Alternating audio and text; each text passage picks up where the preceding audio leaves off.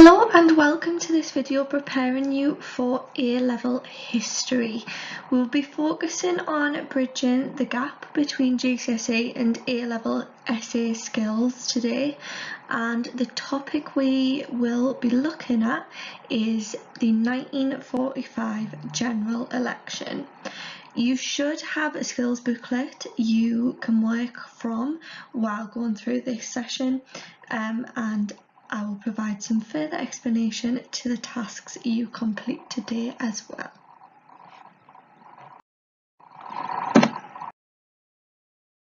The purpose of this session then is to basically prepare you for the jump to A-level and for you to get a bit of a head start, especially around the skills focus of our first term. We're going to try and encourage you to write more and set some expectations of what exam writing looks like at A-level. Although your GCSE will have set you a really good foundation, it's about building up those skills a little bit more and developing your writing, and hopefully you'll get a sense of what is needed for A-level from this session. We're going to offer you some guidance on how to do that, how to write a really strong essay paragraph that will really develop your writing, and it's also an opportunity for you to self-assess, to identify some strengths that you have in your writing, but also what areas of improvement are you going to be looking at in your writing technique. And of course you're going to be gaining some knowledge that will set you up for a good start with the new topic that we're looking at, which is the 1945 general election.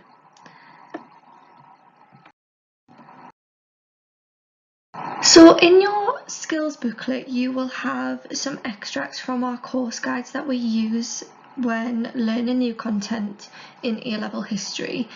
I am going to just talk you through and give a little bit of explanation around the knowledge that is in that booklet. So it's a little bit of a, in a nutshell, view of the understanding that you need for the essay skills today. So we are going to start with looking at social reform and changes that we are starting to see come from the turning point of World War II. Now in 1942, William Beveridge set out his Beveridge Report, which was basically plans for a need for post-war social reform. In this report, he identifies 5 giants of poverty, which are idleness, want, squalor, disease, and ignorance. These things demonstrate and highlight the issues that the poorer classes, the working classes of Britain, are suffering from, which are preventing them from growing and developing in British society. He wants to try and solve these issues and make sure that we have a better Britain in the post-war era to what was before. This is a similar idea that was put forward at the end of World War I, this whole idea of a land fit for heroes and making Britain a better place and making it worthy to have fought for. Unfortunately, after World War I, this wasn't realised and it wasn't put in place, but Beveridge really puts in the groundwork to make this a clear plan for post-war Britain.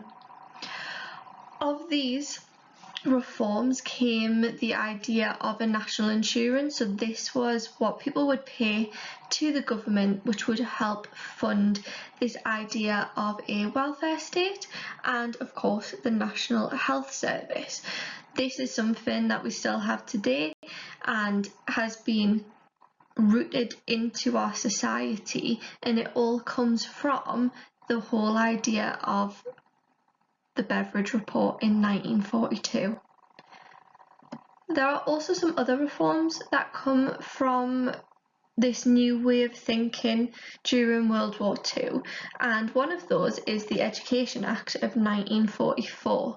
This increases the school leaving age to 15, and it introduces a 11 plus exam, and it aims to deal with the ignorance giant that Beveridge highlighted by improving education for all.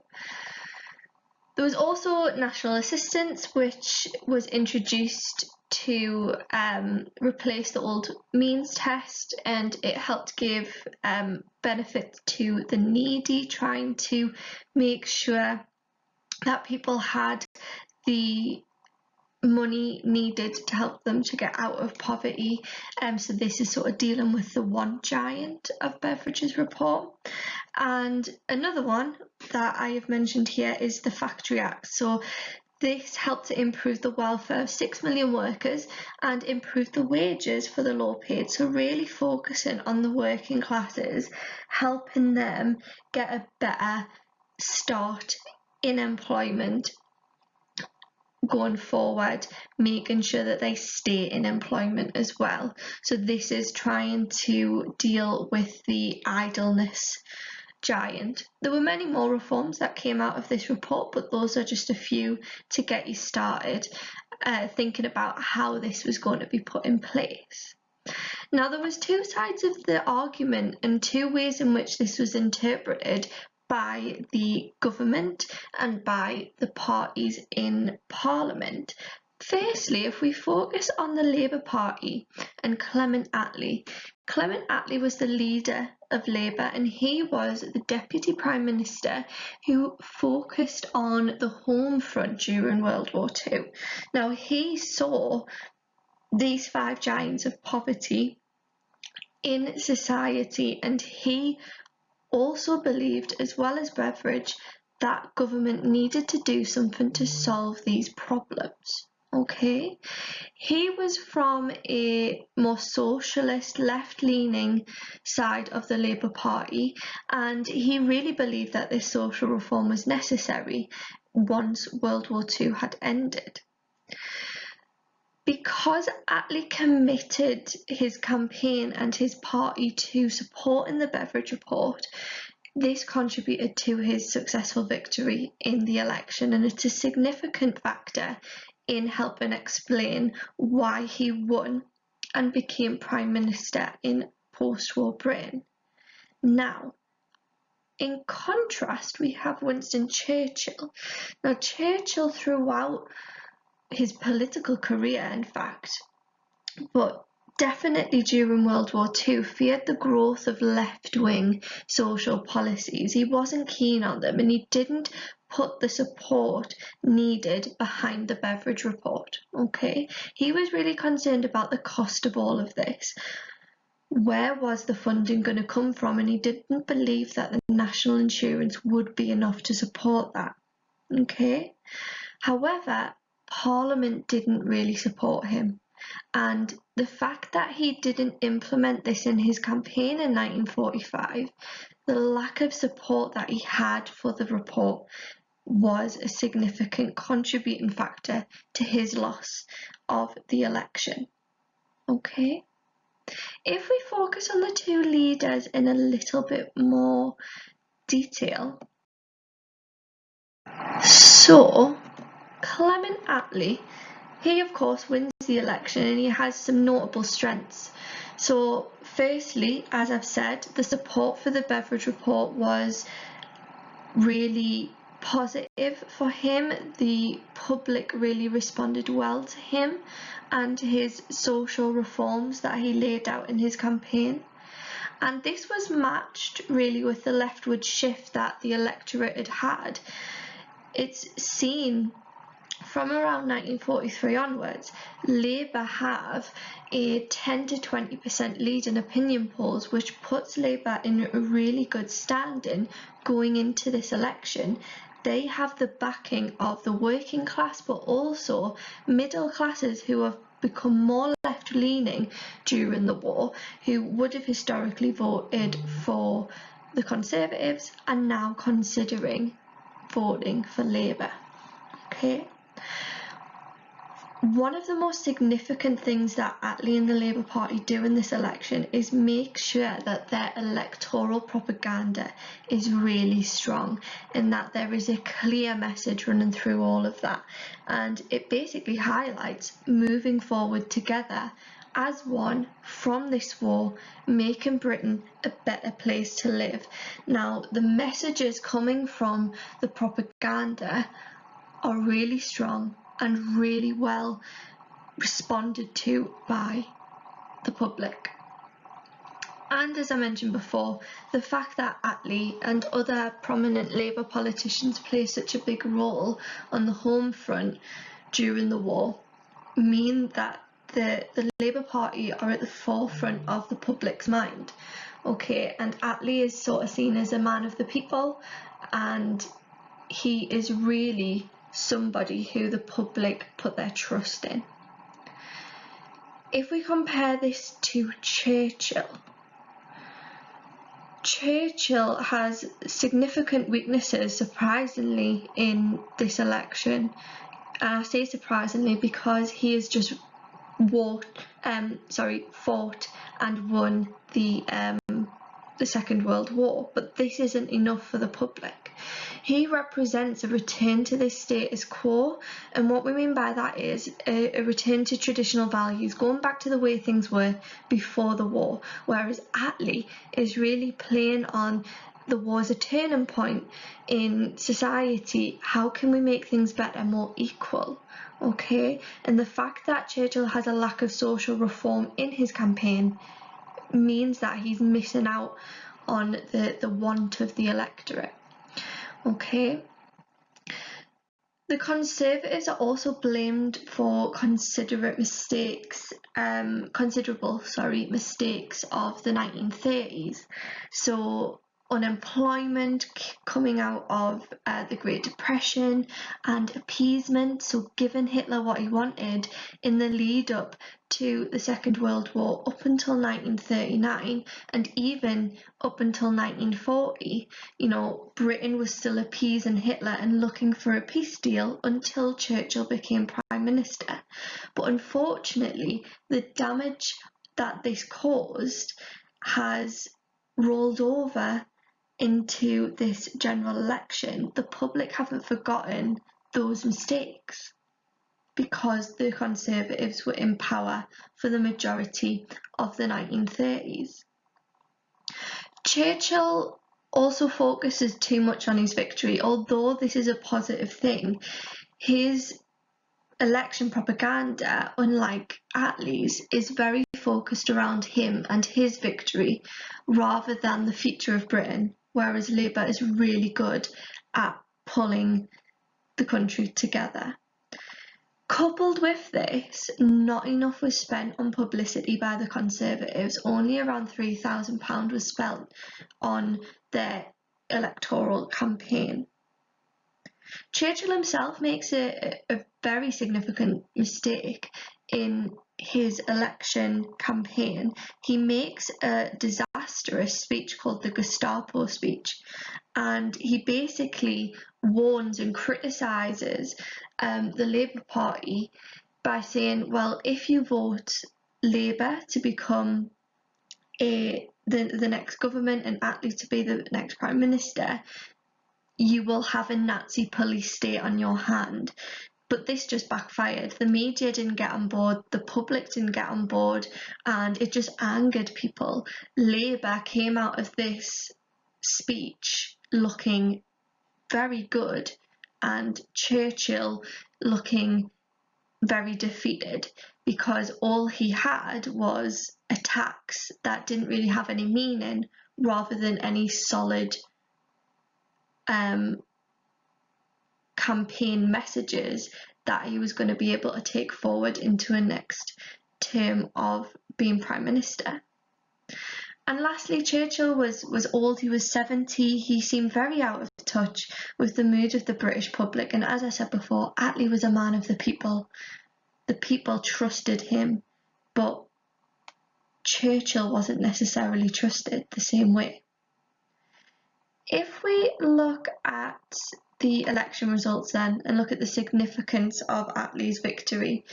Attlee wins 393 seats in the House of Commons. Now, up to 1945, this is the largest election victory in British history.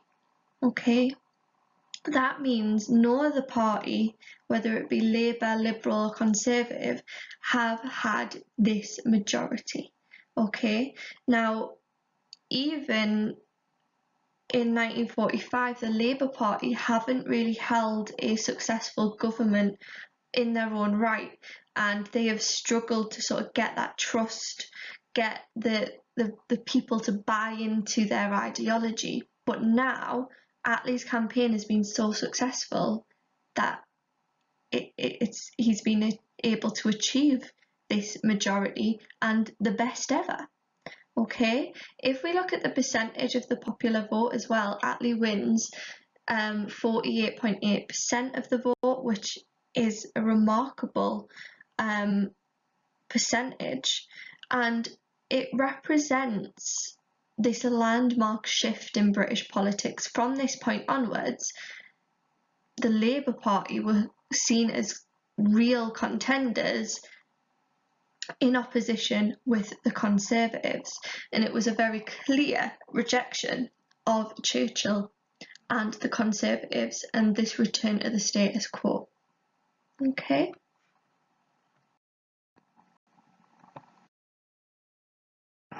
So with that being our overview of some of the knowledge that you're going to need for this skills focus, make sure you have a read of the extracts as well, because there is more detail there and you can take notes in any which way you want, whatever works best for you to help you learn some new content. So I hope that explanation does just give you a little bit of a top up if there was anything you were unsure of. You'll notice in your booklet that you have an overview of a scaffold and some vocab words. I'm going to talk through all of that now, and hopefully it will make a little bit more sense to you if you haven't necessarily studied history before or you did things in a different way. This is the process that we follow at the sixth form in A-level history. So I'm going to start with the scaffold and the introduction. What we need to be aware of is, in essays, we want to be making sure that we have the strongest possible argument, the clearest argument, and making sure that we are answering the question. So the first thing we need to do in the introduction is address the question, make sure you give an answer. Okay, we then need to outline what it is we're going to talk about. So what 3 factors will we be discussing in that essay? Then we need to prioritise one. This is where our evaluation comes in. I'm going to talk through evaluation in a little bit more detail in a few minutes' time, so bear with me there, but we are going to say which one of these factors is the most important in helping us answer our question and why. Okay, this gives us a really good foundation to build on our ideas throughout our essay. Okay, for the main body of the essay, you've outlined 3 factors in your introduction. That means you need 3 paragraphs in your essay. The first sentence of your paragraph should always outline the factor you're going to discuss. Okay, make it really clear. Then you need to evaluate it, and again I'm going to come back to this idea in a second. Okay, once you've done that, give some detail. Be really specific here. Okay, give names, give dates, statistics, key terms, anything that you can use to show that you have an all-round understanding of what you're talking about. Okay, Once you've done that, you need to provide something that we call an analytical link. This is your analysis, all right? You want to be able to link back to the question from the detail you've outlined, saying why this is relevant to your argument, okay? You need to be doing points 2 and 3 around 3 times in your paragraph, just to show that you've got a developed argument and a developed understanding, okay? At the end, you want to tie this off with a little mini judgment, okay? So it's just summarising, confirming your argument that you've outlined, and use again an evaluative word. To finish off your essay, after you've done that 3 times, you want to include a conclusion that again addresses the question, making sure that you've given a clear and concise answer and summarise your argument. Make your judgment, which factor are you saying is the most important and why, and use those evaluative words. Okay, so that's our structure. Hopefully, if you have studied history in the past, you are seeing maybe some similarities to the way that you will have written your longer answers at GCSE. What it is that we need to be seeing more at A level. How can we pull questions apart a little bit more, and how can we make our answers seem more developed? And some of the common errors that we have coming from GCSE through to A level is that students aren't writing enough. We want to be seeing that you've got a really clear argument in your head, and if that's not really clear, you may have more of a limited, shorter answer. We want to pull that out a little bit more. This could be because you may not have enough detail, or you do have detail, but it's not relevant to the question. It's more relative to the topic of the question, and you've just sort of splurged everything you know out onto a bit of paper rather than thinking about what the question is asking you. And with that comes, well, do you not have enough explanation? Do you not have that analytical link that is saying why this is relevant and important? And if you don't really have all of that in your answer, you will have a very limited or a small judgment that doesn't really answer the question, okay? Well, these are some common faults that I see with my GCSE class and sometimes with A-level students, and the best way that I try and explain it is very, very basic. It's very, very simple, but the principle is still there. So I say to my students, if the exam question were, what is your favourite food? You need to be clear about what food it is that is your favourite. So you're prioritising, you're evaluating which one's your favourite. You need to give some detail about what that favourite is, and you need to be explaining why it's your favourite. Okay, what I would have would be, well, pizza is food from Italy, and there's different variations of pizza like margherita and pepperoni. Now, if I gave that answer to what is your favourite food, you would understand or infer maybe that my favourite food is pizza, okay? But it hasn't answered the question. I haven't said what type of pizza. I haven't said why pizza is my favourite. So I would maybe need to say, well, my favourite type of food is pizza, and my most favourite type of pizza is pepperoni. The reason for this is it's really tasty. Yeah, so it's that really basic example that does give the point of, well, you need to be clear and concise with your judgment, give some detail, and say why it is important, okay? I hope you understand that we're not just going to be talking about pizza for the rest of the video. Okay, so if we move on to this evaluation that I keep talking about,